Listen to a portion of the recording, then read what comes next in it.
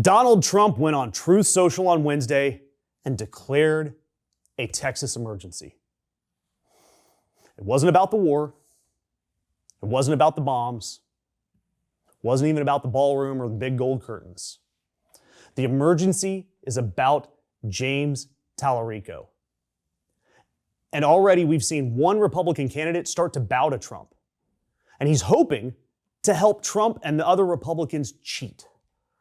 But first, I want to start with what Trump actually said here. He posted on Truth Social with all of the emotional regulation of a man who just found out that the vending machine took his last dollar. Trump announced that the Texas Republican Senate primary race, quote, cannot, for the good of the party and our country itself, be allowed to go on any longer. It must stop now.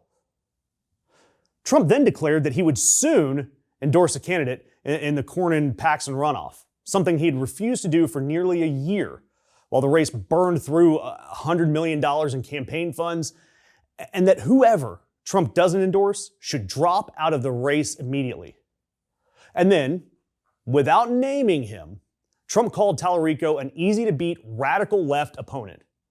And he said Republicans must totally focus on putting him away, quickly and decisively. Easy to beat. Totally focus.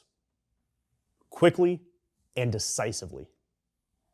That is not the language of a man who's calm about this opponent in Texas. Look, Republicans built decades of evangelical Christian nationalist politics on the premise that the Democratic Party is somehow godless and morally bankrupt and even evil. And now, the Republicans have to run against a Presbyterian seminarian who quotes the Bible on the campaign trail like I quote the Big Lebowski, if you're not into the whole brevity thing. And the Republicans have no idea what to do about James Talarico, and it's showing. Look, over a year, Trump watched Cornyn and Paxton spend over $100 million on destroying each other, on taking down these Republican stalwarts. They got on the Texas airwaves and said, I like all of them. That's what Trump said. And at a rally last Friday, he said he'd pretty much decided on who he was going to endorse, but he still declined to say who. For 12 months, Trump watched these men in a cage match and he let them bleed. And then all of a sudden, Talarico wins the Democratic primary on Tuesday, and suddenly the primary must stop now. Senate Majority Leader John Thune said to NBC News that the Texas seat could flip to the Democrats. That would be a rarity in Texas. Multiple senior Republicans are telling reporters that Talarico is the stronger general election candidate. He's harder to pin negativity to. He's more bipartisan in his appeal, which is genuinely worrying to Texas Republicans. Cornyn said out loud, quote, if Paxton is nominated, there's a high risk that he would lose this Senate seat, taking 5 congressional seats down with him. 5 congressional seats.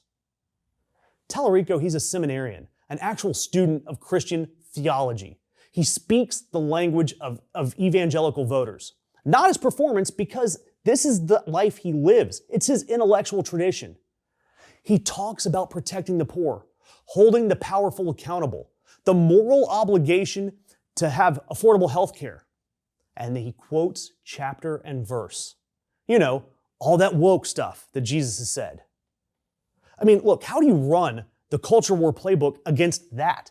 How do you call this man an anti-Christian? How do you call him the radical left on Truth Social while he is out there quoting the Bible better than any of them can? Meanwhile, Paxton originally refused to drop out. He told a conservative influencer, I'm going to give people in Texas a choice. And then Trump put it out there, well, that's bad for him to say. That is bad for him, so maybe that leads me to go in the other direction. Of course, like everyone, Paxton kneeled down in front of Trump. He gave an offer. He said he would drop out of the race if the Senate passed the Save America Act. You know, that crappy federal voter ID bill that's been stalled for weeks and thankfully doesn't seem like it can pass without blowing up the filibuster, which Cornyn won't support. So Paxton's exit, his whole condition, is trying to help Republicans cheat. And to do that, Cornyn would have to blow up his own Senate rules to deliver. And so his legacy would be dead.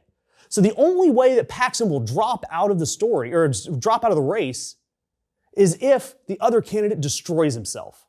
But he also will help Trump cheat on the way. So look, Trump says to stop. Paxton says no, well, maybe if I have an impossible condition for you to meet. Meanwhile, Tallarico's in Austin, raising money hand over fist. And he's talking to voters about their healthcare costs, about their lives. Texas hasn't elected a Democrat to a Senate seat since 1994. And look, the streak, it may or may not end in November. It's an uphill battle, frankly. But what is true right now is this. We're seeing Trump panic publicly. Leaders in the Senate are scared. And this party has spent $100 million, and they're going to have to spend a whole lot more to defeat James Tallarico. And the man who caused all of this is busy knocking on doors in cowboy country, wearing his cowboy boots, and he's asking what matters to the people. Trump's calling him easy to beat. But Trump's track record on what's easy, it's not so great. They called it closed, filed away, forgotten.